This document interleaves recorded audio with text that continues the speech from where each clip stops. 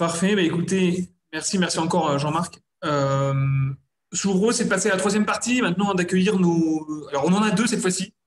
Deux derrière une caméra, mais on a deux guests. Moyenne d'âge 20 ans. Bon, on s'en fout, mais même c'est un détail important quand même, puisque ça change un peu. Ma foi, c'est hyper cool d'avoir des guests qui, euh, qui sont jeunes et qui pour autant en ont sous le pied et ont de quoi nous raconter des tas de trucs. Alors, peut-être Tom et Florian, je peux vous laisser juste vous présenter l'un et l'autre rapido, sans trop spoiler, les gars. Dans un premier temps, bonjour à tous.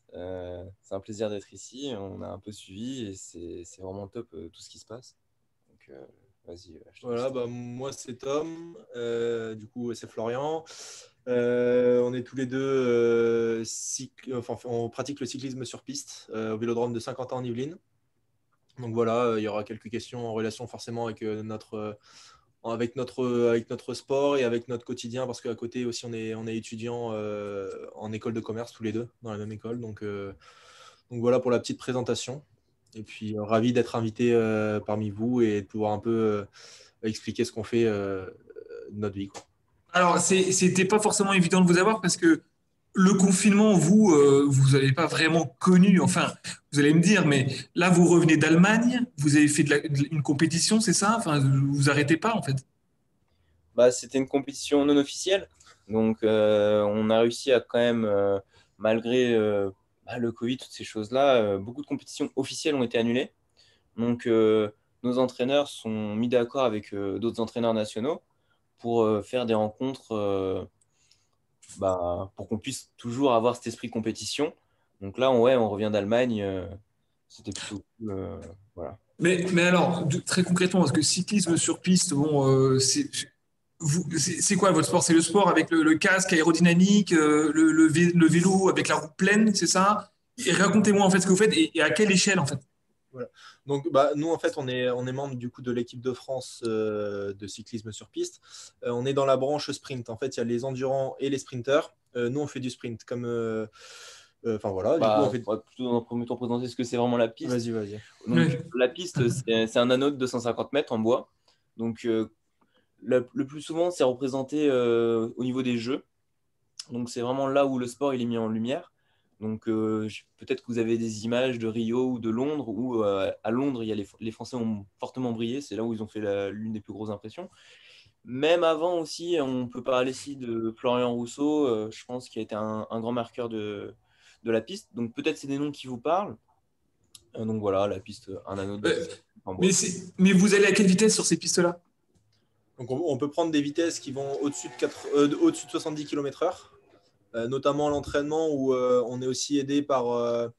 On a souvent des sprints lancés à plusieurs, donc forcément, il y a le phénomène d'inspiration et de vitesse qui est encore plus grande, quoi. Alors, il y a des sportifs de haut niveau qui ont votre âge et qui gagnent dans les 12 millions d'euros par an. Est-ce que c'est le cas pour vous aussi, les gars? Alors, faut savoir déjà que notre sport, c'est un sport amateur. Donc, quand on dit qu'on fait du professionnel, c'est pas vrai. En fait, on est des sportifs de haut niveau. Euh, pour comparer par rapport à la route, où là, il existe des équipes professionnelles, comme on peut dire FDJ, Arkea, enfin, ceux qui font le Tour de France, on va dire, qui Ouais. eux sont payés pour faire du vélo. Tandis que nous, au final, on n'est pas rémunéré, on n'a pas de bulletin de salaire où c'est marqué en bas pour du vélo. Ouais. Donc, à côté, on a aussi notre activité dans l'audiovisuel. Donc, on fait un peu de photos, de vidéos, de montage, enfin, tout ce monde-là pour un peu, entre guillemets, financer nos Ouais, études ouais. et aussi financer notre carrière. Donc, Alors, parce que du coup, vous êtes à la fois, donc vous êtes étudiant et vous avez votre petite affaire pour financer la vidéo, enfin la vidéo, là, cette petite affaire pour financer deux, trois choses à côté. Et l'entraînement, donc je veux dire, quelle part occupe l'entraînement? Comment est-ce que vous arrivez à gérer tout ça, sachant qu'en plus il y a eu le confinement, est-ce que ça n'a pas été trop galère, trop déprimant pour vous, d'autant plus, enfin, comment est-ce que vous arrivez à garder le cap, la tête sur le guidon, je sais pas comment on dit. Bon, un jeu de mots pourri, on s'en fout, oubliez. On a un volume horaire d'entraînement qui est vraiment énorme. On est à plus de 20 heures par semaine. Donc que ça soit entre la musculation, les séances sur la piste du coup et les séances aussi sur route. Donc c'est un sport assez, où on touche quand même pas qu'au vélo, on fait aussi beaucoup de musculation, ce qui nous permet de voir déjà d'autres choses. Et à côté de ça, du coup, on rajoute aussi nos cours en ligne. Nous, on a un parcours en fait totalement en ligne grâce au programme de l'EDEC. Donc, qui nous permet de caler en fait 1 heure par-ci, 1 heure par-là. Donc, avant l'entraînement, des fois qu'on a des journées de repos enfin voilà. Quand on peut, en fait, on vient caler sur notre planning d'entraînement nos heures de cours. Et après, à côté de ça, on a quelques projets. On essaie, pardon, on essaie aussi de ne pas trop se mettre de projets comme ça, mais des projets vidéo et des projets photos. Parce que déjà, pour nous, c'est une passion de base. Et ça nous permet, du coup, comme on a dit, de gagner un peu notre vie et déjà de payer nos études, en fait, qui coûtent déjà assez cher. Et du coup, voilà, on a un équilibre où on a la priorité au vélo, au cours en second plan, parce que c'est aussi très important pour nous et on est au courant de ça. Et dès qu'on peut aussi exercer un peu notre passion, notre passion qui est la photo et gagner un peu notre vie grâce à ça. Et quid de la famille, des relations, des amis, tout ça, comment vous faites? Ça vous Bah, arrivez à les voir, c'est pas frustrant? au final, on a quand même, on n'a pas de vacances en vrai. C'est des semaines de repos qu'on a. Donc, on va dire on en a une par mois, une tous les 2 mois. Et on doit toujours continuer à s'entraîner, mais on est en autonomie. Donc, c'est-à-dire qu'on peut rentrer chez nous, voir d'autres Hmm. personnes. Donc, c'est vraiment dans ces moments-là où on peut un peu axer, entre guillemets, la vie sociale. Mais après, justement, avec les réseaux sociaux, on arrive quand même à garder contact avec nos amis. Donc, voilà, j'ai envie de dire, c'est pas un grand souci. Après, on n'est pas forcément des personnes qui sortent beaucoup. Bah, c'est-à-dire, on va pas faire la fête tous les week-ends, ces choses-là, mais ça nous arrive quand même de sortir quand on Mais peut. j'allais poser la question, vous amusez des fois ou votre vie n'est que sacrifice permanent? Non, non, non, on a un équilibre où quand même on prend plaisir à ce qu'on fait, sinon on ne le ferait pas, ça c'est sûr.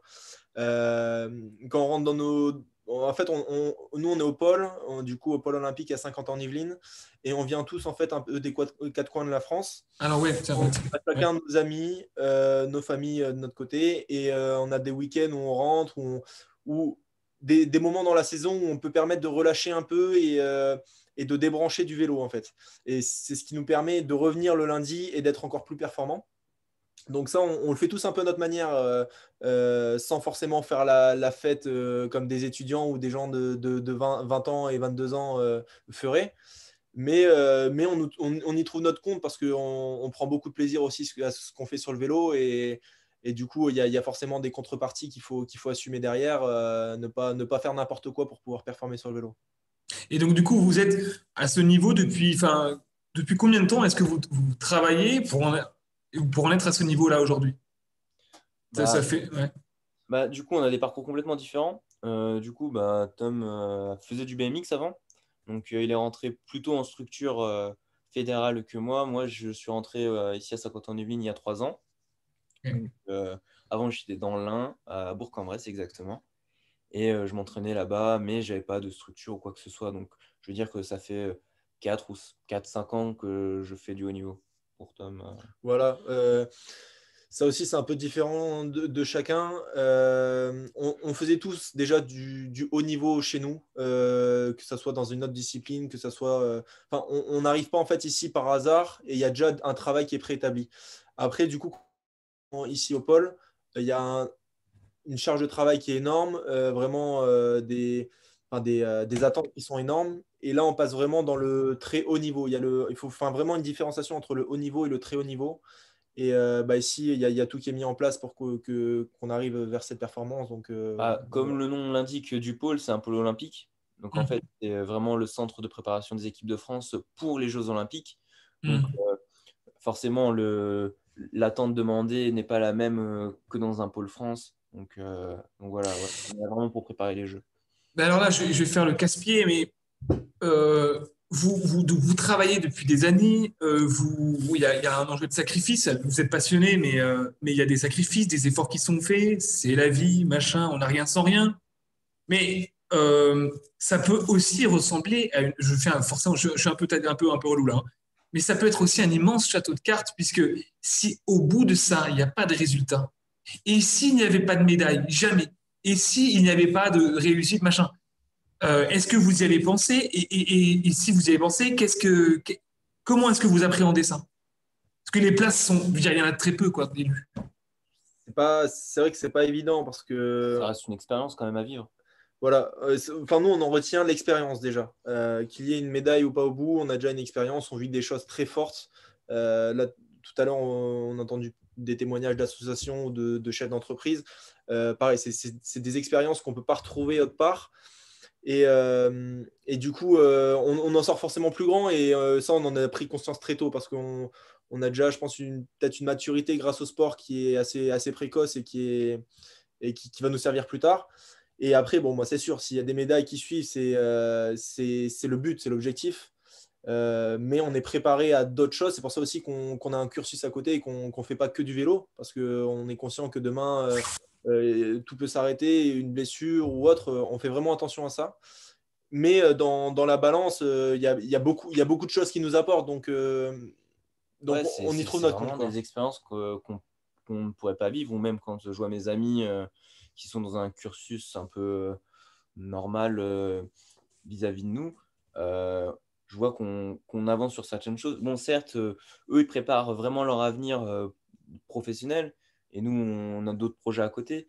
Mais ouais, c'est vraiment ce qu'on pourrait appeler des soft skills qui sont vraiment intéressants à avoir, des choses qu'on n'aurait pas pu connaître si on n'avait pas Voilà. fait de sport, quoi. Et qu'on ne développe pas forcément dans un cursus normal. C'est là où est tout un peu enfin, je pense qu'on a là-dessus de la chance et un peu un atout de notre côté. C'est qu'on apprend des choses sur nous qui sont pas forcément, enfin, ou qu'il faut forcément plus de temps dans la vie professionnelle ou active normale, on va dire, pour les acquérir. Ouais, parce que là, forcément, on nous met tout de suite bah, avec des ambitions grandes. Donc, en fait, c'est vraiment ce côté de vraiment gérer les grands objectifs, les grands moments. Et nous, on doit être présent sur ces grands moments. Donc, c'est un peu Ah oui, dans la vie où, ouais. voilà, être présent le jour J, quoi. Donc, c'est vraiment ces petites clés que le sport nous apporte Ah oui, qui oui, je comprends. on continue aussi à faire tout ça. C'est aussi c'est une forme d'investissement pour l'avenir, en fait. Pour d'autres projets qui seront autres que le sport. Mais en fait, vous allez exploiter des ressources que vous aurez développées durant cette expérience-là. C'est ça aussi que vous. Ouais, tout à fait. Ok. Là-dessus, je pense que c'est. Enfin, on le ressent déjà dans notre petite activité qu'on a à côté avec la photo et la vidéo. C'est un peu un monde similaire, hein. On retrouve des choses dans le sport qu'on peut retrouver dans la vie active. Et je pense que même vous, en nous écoutant, vous allez vous dire ah, bah, c'est vrai, moi, je ressens ça avec mon entreprise. Je ressens ça quand je travaille avec ces personnes. Des feelings, quand on travaille, quand on fait de la planification avec nos coachs. Bah, c'est toutes ces choses-là, des réflexions qu'on peut avoir, même des discussions entre nous, des choses qui nous font grandir et qui seront forcément retransmissibles dans le monde de l'entreprise plus tard. Et au final, le fait qu'on n'ait pas un sport rémunérateur, ça nous apporte, entre guillemets, la faim. C'est-à-dire, Ah oui. on veut tout dévorer, on veut tout gagner, parce que ben, le peu qu'on peut gagner avec notre sport, c'est... Voilà, Voilà. On ne veut pas s'arrêter à ça, en fait. On veut pas se donner. Ouais. C'est sûr, on n'est pas des footballeurs. Il y a des footballeurs de notre âge, ils ne pensent pas à leur futur de la même manière que nous, on y pense, en fait. Ouais. Parce qu'on est dans cette situation, on sait que si on veut évoluer et qu'on veut aller vraiment taper haut, bon, déjà, il y a le côté sportif où il faut aller taper haut du côté sportif, mais à côté, plus tard, il faut aussi aller taper haut. On ne va pas s'arrêter que à ça, quoi. On a des projets pour le futur et c'est important pour nous d'en avoir. Et c'est ce qui nous donne aussi. c'est notre élément moteur, quoi. Voilà. C'est vraiment un cercle vertueux. Et oui, voilà, on ne peut pas capitaliser sur financièrement sur notre sport. Donc, il faut qu'on prépare cette reconversion. Et aujourd'hui, c'est ce qu'on fait avec notre double ou triple projet. Voilà. C'est excellent. Et ben, juste, quand même, il y a une. Tout à l'heure, on parlait d'échecs, enfin du jeu des échecs, à voir, mais il y avait un jeu de mots qui était fait avec les échecs. Échecs, on parle de réussite. Et en même temps, c'est vrai que l'échec, la notion d'échec, peut-être dans les études en France, et dans les études, en fait, même dans le primaire, c'est défini d'une certaine façon, c'est-à-dire que les échecs, il faut les éviter. Dans d'autres cultures, les échecs sont une étape, et même une étape édifiante, presque, c'est un critère pour recruter quelqu'un, il faut qu'il ait connu des échecs. Euh, hashtag Steve Jobs. Est-ce que, du coup, dans le sport, il y a cette approche-là aussi? Avec, dans la continuité de tout ce que vous venez de dire, est-ce que c'est aussi cette philosophie, en fait, de dire, bah, c'est pas grave, j'ai raté là, je continue, euh, voilà, est-ce que ça vous tire vers le haut, en fait, ça vous tire en avant, ou est-ce que c'est quelque chose qui peut vous accabler, cette pression-là d'aller toujours plus loin, et d'éviter absolument d'arriver deuxième? Bah, derrière la médaille, il y a souvent un grand chemin qui est parcouru, un chemin qu'on ne voit pas forcément. C'est vraiment, il y a beaucoup d'échecs, on s'en rend pas compte, mais j'ai envie de dire, le sport de haut niveau, c'est 95% de douleur. 95%, c'est dur. C'est vraiment ça le sport de haut niveau, c'est vraiment ça notre quotidien. Et souvent, on ne voit pas tellement ce côté-là quand on voit la personne sur le podium en train de... Voilà. Oui. Voilà pourquoi le sport apporte autant d'émotions. C'est aussi tout le chemin qui a été parcouru. Et on en revient de ce qu'on disait tout à l'heure, du fait que ce chemin parcouru apporte certaines notions. Donc, ouais, c'est vraiment ça. Moi, je rejoins tout à fait Ouais. ça. Enfin, nous, on a tous connu des échecs, des moments de doute, des moments de remise en question. Et au final, on revient toujours sur les rails et on se remet toujours dedans. Parce que Vous n'êtes pas coaché du tout? Vous n'êtes pas coaché à ce niveau? si, on est coaché. Pas tout le monde, ça dépend. Il y en a qui. Pour le coup, moi, je suis pas de prep mentale. Moi, Après, j'ai quelqu'un qui me suit là-dessus, avec qui je discute pas mal. C'est trop Et, bien ça. et c'est vrai que c'est hyper important et que ça nous guide en fait sur nos émotions, sur la gestion d'émotions, sur la persévérance, sur tout ce qui fait en fait qu'on va se sentir mieux et qu'on va mieux comprendre la situation pour avancer et aller plus loin. Donc, Et du coup, pendant la crise là, du Covid, là, enfin, notamment le premier confinement, ça a été un peu, les vélos au garage, etc. Est-ce que comment est-ce que vous avez vécu ça? Est-ce que vous étiez, ça y est, notre génération, on est foutu, on va prendre 20 kilos, c'est fini pendant le confinement? Est-ce que non? Comment est-ce que vous avez vécu ça? non, là-dessus, pas du tout. Bon, en tout cas, pour nous deux, on en a déjà discuté ensemble. Ça n'a pas aidé, enfin, ça n'a pas été du tout ce cas-là. Nous, on a vu ça comme une opportunité parce qu'en fait, on est dans une génération, on va dire la génération 2024. Mais pour nous, en fait, le report des jeux a été une opportunité pour se dire, bon, on a quelque chose à jouer. on a un an. Voilà. C'est ça. L'annonce, c'était, voilà, aujourd'hui, on vous donne un an. Vous en faites ce que vous pouvez, mais on vous donne un an. Vu qu'on est jeune et que justement, on est dans cette ascension de progression, eh ben, c'est peut être que bénéfique pour nous. Donc, on a vraiment vu ce côté de se dire, on a une année avec sans trop de compétition, c'est-à-dire qu'on va avoir plus de moments d'entraînement, c'est-à-dire qu'on va pouvoir travailler plus profondément. Et puis même au-delà de ça, le premier confinement, on a posé peut-être les vélos, mais on n'a pas arrêté la musculation. On a pu travailler sur d'autres points, sur la stratégie. Vraiment trouver, là où on avait des petites carences, on va dire, pour les consolider et avoir une base vraiment solide pour justement construire encore plus haut. En fait, c'est ça, ça a vraiment été une adaptation. Et en fait, les résultats, un an après, ils résultent de l'adaptation et le cœur qu'on a mis à cette adaptation. Et nous, vu qu'on était déjà dans une optique de se dire, bon, bah, c'est une chance et ça va nous sourire, bah, ça a fonctionné. On a eu vraiment une grosse progression cette année-là. Alors que pour d'autres, au contraire, justement, ils avaient du doute. On prend par exemple l'exemple de plus anciens, pour eux, ça remet beaucoup de choses en question sur c'est l'inverse, c'est une année en plus, il faut se remotiver, à aller s'entraîner alors qu'on ne sait même pas si on va avoir de compétition dans l'année qui va arriver, ou au final, là, depuis, on a dû avoir une ou deux compétitions officielles. Alors c'est sûr, aller à l'entraînement et se dire, bon, qu'est-ce qu'on va jouer, on ne sait pas encore. C'est pas évident, mais on a su faire un travail sur nous-mêmes et ça a été bénéfique pour nous, quoi. Alors, imaginez que vous croisez un type comme moi qui a votre âge, là, qui a 20 ans, moi à 20 ans, machin, bon, pas forcément sportif, hélas, de haut vol, bon, bref, peu importe. Il est un petit peu à côté de ses pompes, il est pas bien. C'est un gars de votre génération. Qu'est-ce que vous pourriez lui dire? Qu'est-ce que vous voudriez lui dire là? Vous avez, voilà, vous avez 30 secondes avec lui. Qu'est-ce que vous pourriez lui dire pour qu'il se remette en selle? C'est lourd. C'est lourd. Fonce, t'as pas de limite. Regarde un peu autour de toi ce qui se fait. Je pense que ce serait de dire regarde autour de toi, observe. Vraiment, ces notions d'observation. apprendre à te connaître. Je pense savoir ses limites, savoir vraiment tes points forts, tes points faibles. Et c'est ça, en fait. Enfin, moi, je pense que tout est dans l'équilibre, en fait. Une personne qui ne sait pas où il est, il va pas pouvoir avancer. Et ça, en fait, on s'en est un peu aperçu, forcément, avec l'expérience. On est peut-être jeune, mais on a eu de l'expérience là-dedans. C'est-à-dire qu'à un moment, si on arrive à l'entraînement et qu'à côté, on est frustré parce qu'on a des choses qu'on loupe, bah, ça va pas fonctionner. Et c'est là qu'on trouve notre équilibre entre nos études, notre projet photo et le sport. C'est qu'en fait, on n'a pas l'impression de louper des choses. Et un jeune, je pense, qui est perdu, c'est qu'en fait, il n'a pas de direction vers laquelle aller.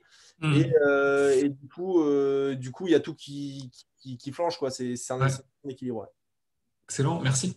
Ouais, j'ai quelques questions là à côté. Alors j'en ai une très technique, ça va être hyper rapide pour y répondre. Il y a quelqu'un qui demande, alors, un sportif, hein, je le sais, qui demande est-ce possible que vous nous parliez juste des freins des vélos? Est-ce que si les vélos pistes, selon lui, les freins sont un peu particuliers?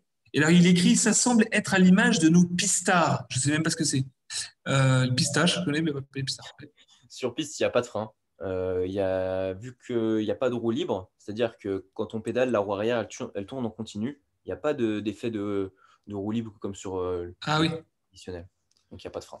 Donc quand vous arrêtez de pédaler, vous arrêtez. Enfin, ça s'arrête. Donc, on utilise forcément la force de nos jambes pour, on va dire, un peu pédaler en arrière pour ralentir. Et Ah puis, oui, d'accord. on peut aussi utiliser la piste qui est inclinée pour dire si on monte à pic dans le virage, on va tout de suite perdre 30 km/h. Donc il y a toutes ces choses-là qui nous permettent de nous arrêter et de pas utiliser des freins comme on peut sur un vélo normal. Ouais. Et les gars, j'ai une question aussi. Quand vous êtes en compétition, du coup, vous êtes l'un contre l'autre ou vous êtes en équipe? Alors, il y a, dans le sprint que nous on fait, il y a plusieurs disciplines. Il y a une discipline par équipe. Ça va être un relais d'équipe à 3. Donc là-dessus, Florian, lui, est démarreur. Donc Ah il a un oui. profil vraiment démarreur, donc explosif et qui va lancer l'équipe. Et moi, au contraire, je vais être un profil de finisseur, donc je suis plus soit en deuxième poste, soit en troisième poste. Et du coup, à ce moment-là, oui, on est en équipe. C'est Il n'y a ça. pas de concurrent. Mais il y a des épreuves individuelles. Donc, la vitesse individuelle, donc c'est l'épreuve la plus connue, entre guillemets, celle qui est un peu l'identité de la piste. Donc, où on voit des matchs 1 contre 1 sur 3 tours. Il y a le keirin avec la petite moto qui est hyper populaire au Japon. Et Et après, Ah oui, oui. ouais, le kilomètre qui sera une épreuve chronométrée, départ arrêté tout seul, sur 1 kilomètre. voilà, sur 1 kilomètre. Ah, j'ai une autre question qui vient d'arriver. Euh, Alors, attention, je vais poser la question. Au vu de tous vos efforts, de tous vos métiers, de toute l'implication que vous avez mise, de votre énergie et tout, que pensez-vous de cette citation de Pierre de Coubertin? L'important, c'est de participer. Bah, moi, je trouve que c'est en fonction de ses ambitions personnelles. C'est-à-dire que euh, aujourd'hui, moi, je serais content de dire j'aimerais faire un Ironman. C'est-à-dire, je ne me vois pas le gagner ou quoi que ce soit. Ouais, Mais ouais, dans mon domaine qui est la piste, non, tout ce que je veux, moi, c'est gagner. c'est ça. Mais dans d'autres domaines, oui, ça m'intéresserait de participer Oui. à d'autres choses qui sont peut-être. À votre niveau, c'est pas l'important, c'est pas seulement de participer, c'est aussi du coup de se dépasser, quoi. C'est pas de vivre le truc, c'est de le faire vivre, quoi. C'est vraiment cette notion. Ouais. Excellent. Alors, dernière question, là, à fond la caisse, on a 3 minutes. Vous avez 3 minutes pour nous dire ce que vous ferez dans 10 ans. Non, mais comment vous voyez, qu'est-ce que vous voyez faire du coup disons, dans 15 ans plutôt? Vous avez 35 ans, la carrière est a priori finie. Euh, Qu'est-ce que vous voyez faire du coup? Bah alors moi, personnellement, Alors, Uber Eats sur vélo, les gars, vous êtes hyper efficace. C'est sûr que là, on est livré en 2 minutes, là. non, c'est pas dans mes plans de carrière, non. Mais, mais non, moi j'aimerais bien être dans un milieu totalement différent du vélo. Parce qu'en fait, on s'investit beaucoup dans le vélo. Enfin, en tout cas, moi, ma vision, c'est qu'il y a beaucoup d'autres choses à découvrir que j'aurais envie de découvrir plus tard. Là, je sais que je suis à fond dans mon projet vélo et je suis investi dedans, mais plus tard, j'ai envie de découvrir d'autres choses. Donc c'est assez vaste hein, parce qu'avec nos études, pour le moment, on n'est pas encore trop spécialisé. Mais en tout cas, je pense pas que ça sera dans le. Il y en a beaucoup qui aiment bien se reconvertir en entraîneur ou en cadre technique à la fédération. mais j'aimerais bien voir autre chose et découvrir en fait d'autres métiers, un autre monde où en fait, dans tous les cas, on retrouvera ce qu'on retrouve dans notre sport. Ouais, nos sensations, le travail et l'ambition. Voilà. Je pense, ouais, c'est ça. Personnellement, c'est un peu comme Tom. Ben, je ne me vois pas du tout dans le vélo. Peut-être dans le monde du sport, pourquoi pas au CIO ou des choses comme ça, même si j'y pense pas trop. J'ai vraiment envie d'écarter le monde du sport pour découvrir personnellement le côté finance. Juste là, vous préparez Paris 2024 exclusivement ou les prochains JO? Alors pour ma part, je ne suis pas sur le groupe cible pour Tokyo. Florian, il y est, lui, il a de chances quand même de pouvoir aller à Tokyo en tant que démarreur. Et après, du coup, comme je disais, on est dans la génération 2024, donc ça sera ici, dans notre vélodrome. Ouais, au sein de 50 ans. Donc on espère y être et on espère aussi gagner la meilleure des médailles. Et on peut, ouais. En passant, il y a les championnats du monde normalement en octobre 2022 à Saint-Quentin-en-Yvelines.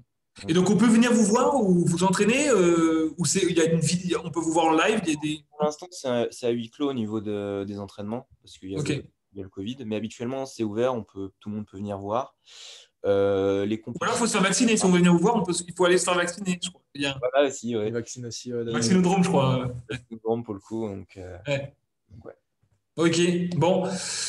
Bah, écoutez les gars, merci beaucoup pour ce temps, merci pour ce témoignage inspirant. Alors juste, on n'a pas parlé, mais il a été enregistré, c'est ok pour vous qu'on l'utilise, qu'on le diffuse après dans le compte rendu? Ou c'est... Non, vraiment pas de souci. C'était un plaisir pour nous. Okay. Cool.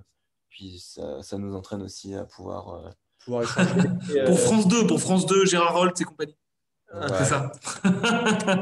Merci. Merci beaucoup, merci à tous d'avoir écouté. Et puis, vous retrouverez du coup l'intervention de Florian et Tom dans le compte rendu. Bonne soirée et à très